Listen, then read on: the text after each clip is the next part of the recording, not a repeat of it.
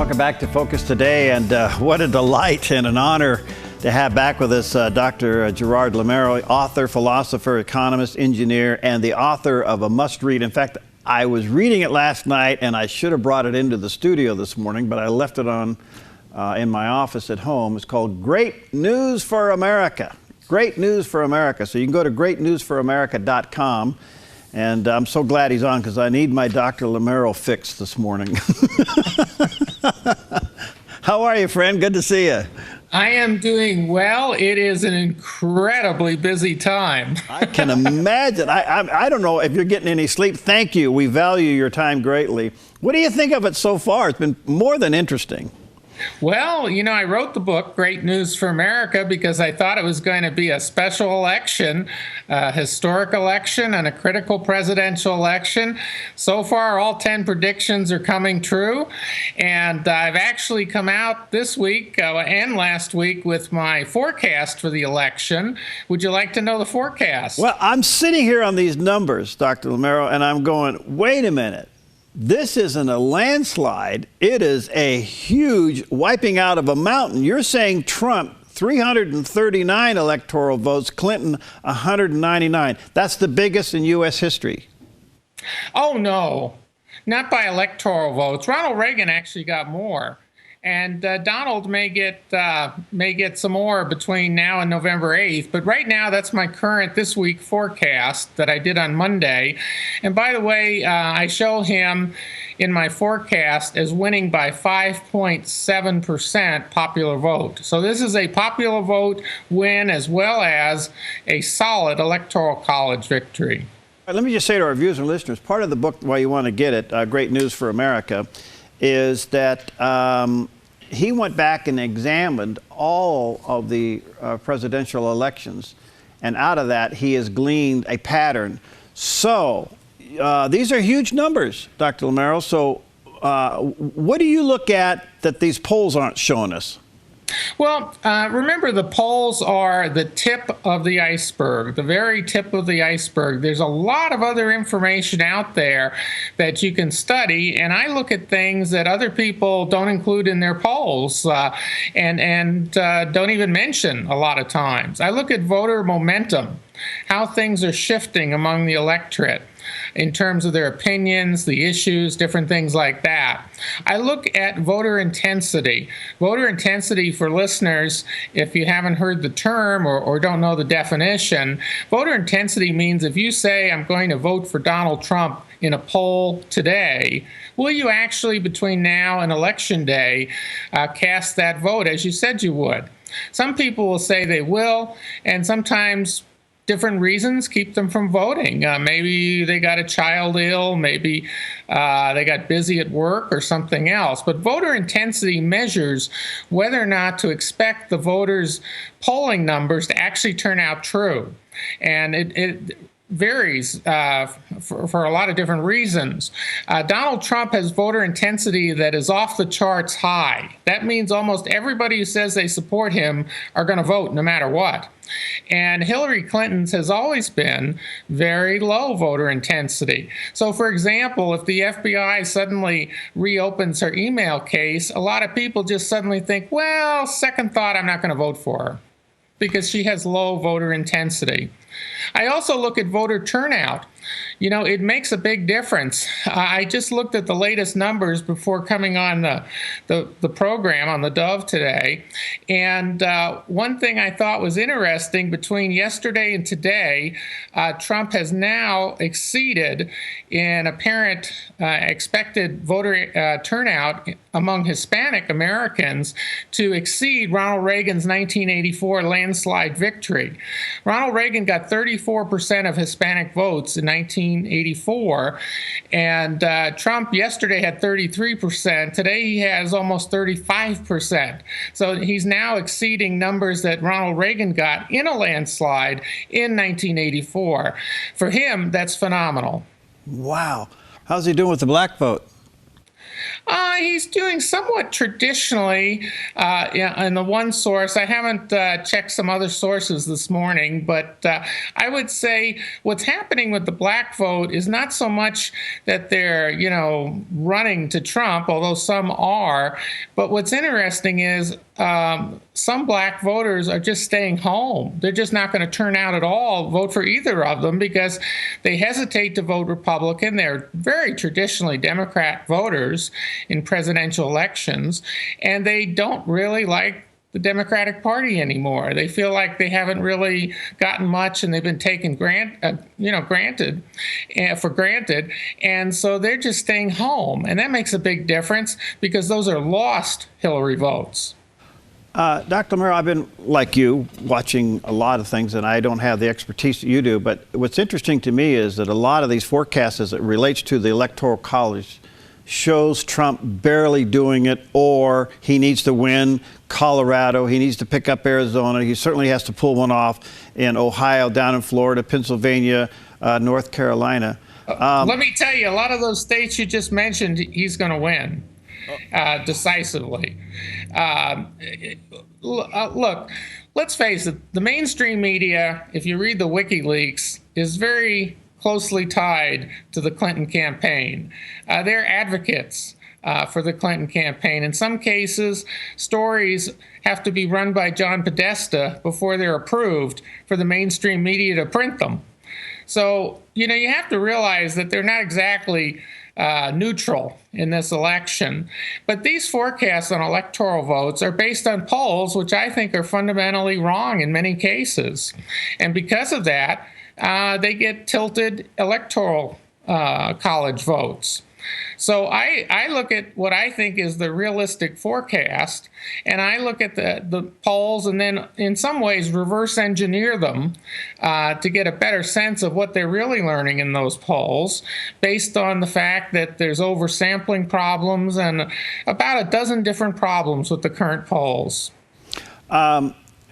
Few people understand that the popular vote means the Electoral College, So if there is a pushback and Trump takes these states and he gets the Electoral College, that certainly reflects a major shift in this country, don't you think? Are you talking about in terms of the election dynamics, or are you talking about the political dynamics? Well, I guess both. I guess election and political. But the political dynamics, if he pulls off some of the numbers you're talking about here at the Electoral College, he's made a big impact in a lot of these states where they're considered critical. Yeah, well, basically, if these numbers turn out to be, accurate, as I hope they are, and really think they are, then what it says is the country is rejecting sort of the progressive ways we've been on. Don't forget, about 70% of Americans for quite some time have said that we are on the wrong track. So they're basically rejecting that wrong track, and they want to go back on a different track. And the different track is more conservative. It is one that, stands for freedom, things like religious liberty, things like the Second Amendment, right to keep and bear arms, etc. It also means that they are returning to morality, because traditionally, historic and critical elections are a return to morality. When the people believe, the voters believe in the country, that the government has become somewhat immoral. It could be on various issues. They think that the government's a little bit out of control and needs to be brought back into line. And this election is about that. I predicted it because it's following the pattern of every other historic and critical presidential election in our 240-year history. So it's a return to freedom, a return to morality, a return to the Constitution and the rule of law. And that is the significance of the election. Interesting. So given what you just said, what happened to Hillary Clinton on Friday by Comey reopening the investigation is just a killer. I would assume it's just the death knell. Oh, it absolutely has set her campaign back enormously. At this stage, I don't see anything happening, although one never knows in a surprising year. But it's hard for me to imagine anything that will keep Trump from becoming president at this stage. How did we get to a point where she's still, again, going back to the polls that we consider not to be reliable, she's still polling very well with those polls? What is it in our psychic that we could possibly even elect a person who's twice been under federal investigation while she's been a candidate? Well, I think the answer is that people are creatures of habit. It's human nature. And a lot of people grew up thinking the Democratic Party was the working person's party. The Republicans were the rich and the country club. And they didn't look at things like religious liberty, which is a big issue. They weren't thinking about things like Obamacare. Look at Arizona, the Phoenix area. I talk on that radio quite a bit, where 116% increase in January in their premiums, and they have only one choice in Obamacare in the Phoenix area. That's devastating. That premium hit also just boosted Trump's numbers further, because people really have been upset with Obamacare since it was passed in 2010. I remember talking on the radio all over the country back then about how bad it would be. And as for all the bad things I said about Obamacare, it's been worse. It's much more expensive, and it has done more damage to our healthcare system. People want to get rid of it. So I think there's a tradition where a lot of people think they're getting something for free from the government, or historically their family always voted Democratic. But that is changing, and that's what changes in a historic and critical presidential elections, because the parties and their support groups, the people who vote for them, change. All right, let me take a quick break. We're with Dr. Lameiro today, and again, you may want to check out his book, Great News for America. There's a picture of it there on the screen. If you haven't read this, it's an incredible comprehensive study of all the presidential elections and shows you the cycles and the trends. Check it out, and you can go to greatnewsforamerica.com. We'll be right back with a few more questions. I'm Paulina Leiser, producer of Focus Today. Thank you for watching this video, and make sure to check our other videos at theDove.us. Welcome back to Focus Today, and what a delight and an honor to have back with us Dr. Gerard Lameiro. He's an author, philosopher, economist, engineer, and great researcher. And his latest book is a must-read. It's called Great News for America. There's a picture there on the screen. You can check it out at the bookstores, Amazon online, or you can go to greatnewsforamerica.com. And boy, he has just done some great research on this, and quite frankly, it's taken away some of my upset stomach this morning. All right, let me ask you this. You predicted a reshaping of the two political parties and the media. The media is now polling about 6% approval rating in the country. You have mentioned, and a lot of people have mentioned, that for the most part, the mainstream media is in the pocket of Hillary Clinton. If Trump wins with the numbers that you are suggesting here, what happens to the liberal media? Well, I think it's already happening to it. I predicted in the book the end of the mainstream media's influence on presidential elections as we know it in the past. And that is happening because right now, nearly, I think most Americans who pay any attention at all to the presidential election know that the mainstream media is basically in collusion with the Clinton campaign and the DNC. I mean, we've heard stories now about Donna Brazile, handing questions to Hillary during the primary season, effectively giving her an edge over Bernie Sanders. And who knows what else will come out of the WikiLeaks. I mean, Donna Brazile apparently either resigned or was fired from CNN for, that particular set of actions. So I think what's happening is people just no longer take them seriously. They see what it is. These people have a political agenda, and therefore they can't take their stories as accurate. And that's probably also going to happen to the polls because many of these polls that are run by the mainstream media basically, for example, 2 weeks ago to say that Hillary was ahead by 12%, I do not think was an accurate poll. I can go into the specifics, and that, but I think there are good reasons to think those numbers were fairly well off. And by the way, toward an election, and that we have seen the trend that the polls gradually start to come to reality, because that will lessen the impact, the negative impact people have on their opinion of the polls. You notice the polls are converging to Trump now, as I like to kind of with a smile say, they're finally catching up to my forecasts. So what happens? Trump becomes president. What happens to the established Republican that didn't go for him, didn't get out and campaign him? What happens to a John Kasich who wrote in John McCain? What happens to a Paul Ryan that is kind of like, I'm holding my nose and I'll vote for you? What happens to these guys? Well, Paul Ryan will probably be replaced early in the next Congress. I think that his tepid support, he did vote for Trump as opposed to John Kasich, which made no sense at all to vote for John McCain this week. But I think what happens is they sort of go away. They go the way of history. The establishment wing of the Republican Party has been voted out by the more conservative, populist, what the people want in the Republican Party. That's why I said it's the end of the Republican Party as we know it. And you see all of these, if you want to call them elder statesmen in the Republican Party, look what's happened. They didn't even show up at their own convention. So what kind of power do they have in the party where they self-select to stay home? I would say they dropped out of the new Republican Party, which is much more conservative, more oriented toward freedom, morality, peace, and prosperity. Okay, so what can Trump do to reestablish credibility within the FBI and the DOJ?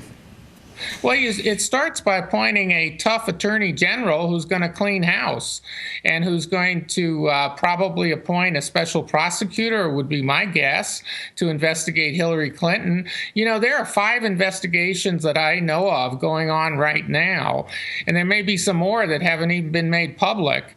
And the web of intrigue and potential corruption, potential broken laws, things like obstruction of justice, destruction of evidence, perjury, bribery, influence peddling. The set of crimes is staggering.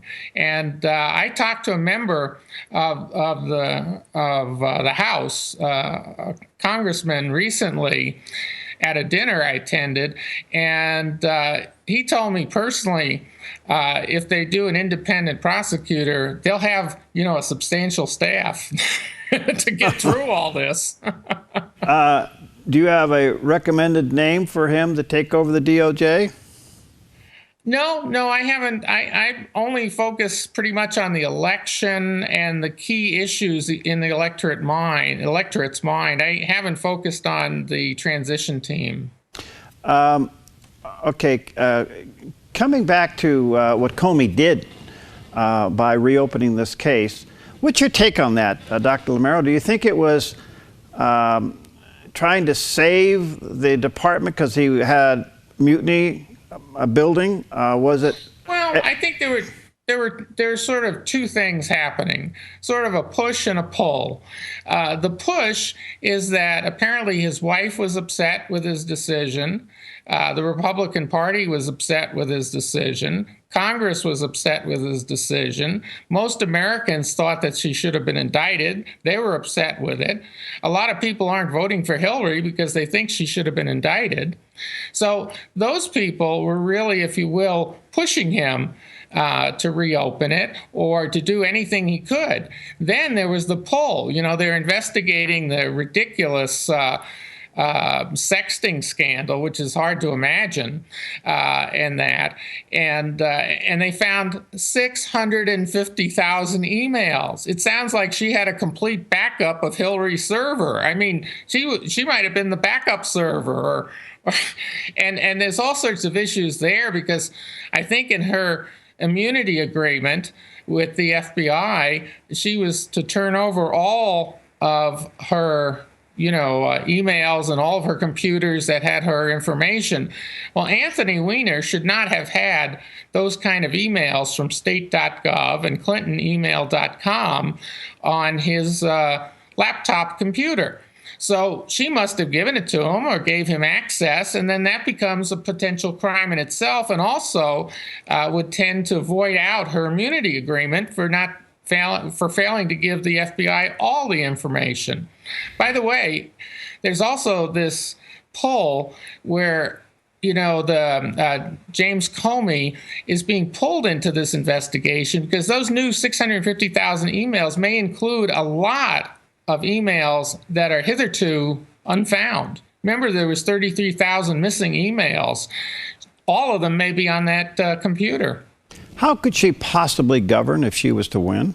Oh, I don't think she could. I think she'd be embroiled in legal battles for her entire term. I think that somebody like Bill Clinton would have to sit in for her quietly on the side and run the country, because I think she would just be in deep trouble. You've said the end of both parties, and you saying that the Republican will go more conservative and the Democrat will probably go more Bernie Sanders style. That means reshaping clear down to the county level. You see that happening? Oh, yeah. Yeah, absolutely. I see two new parties emerging. I mean, whether they retain their old names or not is not the point. The point will be, what are the new policies? And clearly, the new policies of the new, I'll put the new in quotes, Republican Party, and that I call it the Conservative Party, will have Donald Trump's stamp on it. They will have things like conservative Supreme Court justice is a priority, rebuilding the military a priority, Reagan-like tax cuts a priority, cutting regulations a priority. Those are all conservative things that Donald Trump is proposing. Getting rid of Obamacare right away, a special session of Congress to do it if it's needed. Those are conservative. So I think we're going to have a conservative party, and then the leftovers of the Democrats, the ones who aren't being pursued by the FBI for criminal activity potentially, I think whoever's left will be probably the Bernie Sanders, Elizabeth Warren types, and they're going to form their new version of the new Democratic Party, which is going to be more like the Socialist Party, because they are clearly socialists. I only got about less than a minute left. Quickly, can President Trump repeal Obamacare? Can he literally do that? Not without authorization of Congress. It's a law. I think the proper way to avoid it is basically a one-page bill that says the Affordable Care Act is hereby null and void, effective immediately, or something quick to that effect. He signs it 15 minutes after giving the inaugural address, and Congress has its, teed up for him to sign, and Obamacare is gone on January 20th. Interesting. Thank you, Dr. Lameiro. You're a delight. And let me say to our viewers and listeners, you can go to greatnewsforamerica.com. That is the website. And let me encourage you, get the book and read it in the next 6 days. You'll come out with some oxygen in your brain. Nice to see you again. Keep up the good work, my friend. God bless you. God bless you and all your listeners. Thank you very much. All right, we'll see you next time on Focus Today.